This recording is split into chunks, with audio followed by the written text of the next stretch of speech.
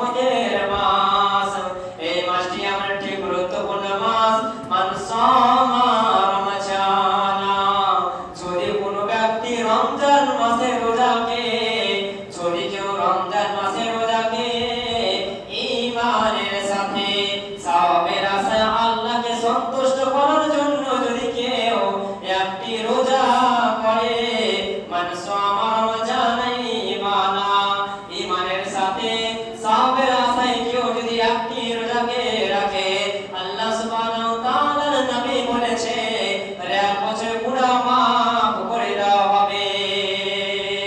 তারপরে বলা হয়েছে মান সামা রমজানা ঈমানা ওয়া ইহতিসাবা গুফরা লাহু মা তাকদ্দামা মিন জামবিহি, কোন ব্যক্তি যদি তারাবির নামাজকে আদায় করে ঈমানের সাথে, কোন ব্যক্তি যদি তারাবির নামাজ পড়ে ঈমানের সাথে সওয়াবের আশায় নেকির উদ্দেশ্য আল্লাহকে সন্তুষ্ট করার জন্য, আল্লাহ নবী বলেছেন তার এক বছর গুনাহকে maaf করে দেওয়া হবে। ওয়া মান সামা রমজানা লাইলাতুল কদরি ঈমানা গুফরা লাহু মা তাকদ্দামা মিন জামবিহি, আল্লাহ নবী আরো বলেছে কেউ যদি রমজান মাসের রাত্রিকে, কেউ যদি রমজান মাসের রাত্রিকে রাত্রি জাগরণ করে, লাইলাতুল কদরে যদি কেউ রাত্রি জাগরণ করে আল্লাহকে সন্তুষ্ট করার জন্য, কেউ যদি রাত্রিকে আল্লাহকে সন্তুষ্ট করার জন্য, কেউ যদি ভয়ের কারণে, জাহান্নামের ভয়ের কারণে কেউ যদি লাইলাতুল কদরটা জেগে নেয়, আল্লাহ রাব্বুল আলামিন বলেছেন হাজার মাসের চেয়েও, হাজার মাসের চেয়েও হচ্ছে উত্তম। আল্লাহ নবী বলেছেন তার এক বছর গুনাহ maaf হয়ে যাবে, এক বছর গুনাহ ডিরেক্ট হয়ে যাবে। কেউ যদি ঈমানের সাথে সওয়াবের আশায় যদি কেউ রোজাকে করতে পারে, ঈমানের সাথে কেউ যদি তারাবি করতে পারে, ঈমানের সাথে কেউ যদি আল্লাহর ভয়ে যদি কেউ লাইলাতুল কদরা জাগতে পারে, আল্লাহ নবী বলেছেন যদি কেউ ঈমানের সাথে যদি কেউ রাত্রি জেগে নেয়, প্রথম বলছে যে মান সামা রমজানা ঈমানা গুফরা লাহু মা তাকদ্দামা মিন জামবিহি, যদি কোনো ব্যক্তি ঈমানের সাথে সওয়াবের আশায়, ঈমান কাকে বলে?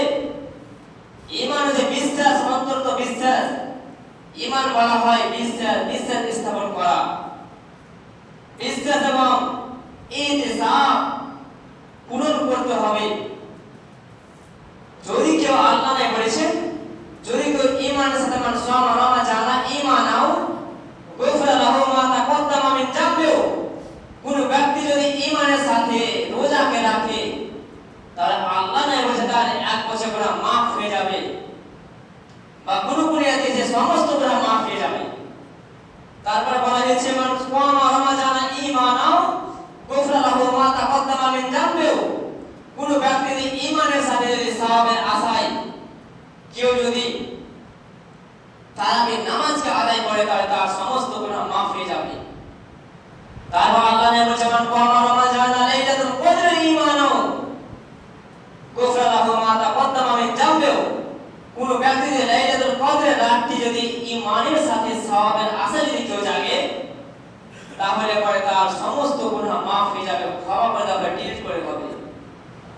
এই হাদিস দ্বারা প্রমাণ হয় যে আল্লাহ নবী যত আমরা গুনাহ করেছি সমস্ত গুনাহ চাওয়ার মাফ, সমস্ত গুনাহকে ক্ষমা করার মাস এই মাসটি ছিল রমজান মাস। জি, রমজান মাস আগে কোথাও গেলে বোঝা যাবে। উদাহরণটা হচ্ছে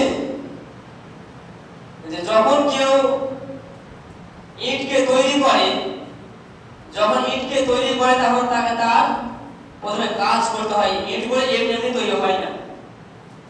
ইটকে যখন তৈরি করে প্রথমে তাকে কোদাল নিয়ে যেতে হয় মাঠে।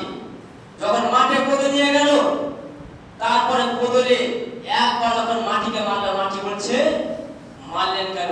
এটা উদাহরণ দিতে বলছি, মাটি কথা বলে না, কিন্তু উদাহরণ দিতে গেলে কিছু বুঝাতে হয়। যে মাটিকে যখন কোদালে মারলো তখন বলছে মারলেন কেন? তারপরে বলছে যে কোদালে মারলে মাটিকে এক কোপ মারলে, তখন মানুষটা বলছে, লোকটি বলছে যে চুপ থাকো তোমার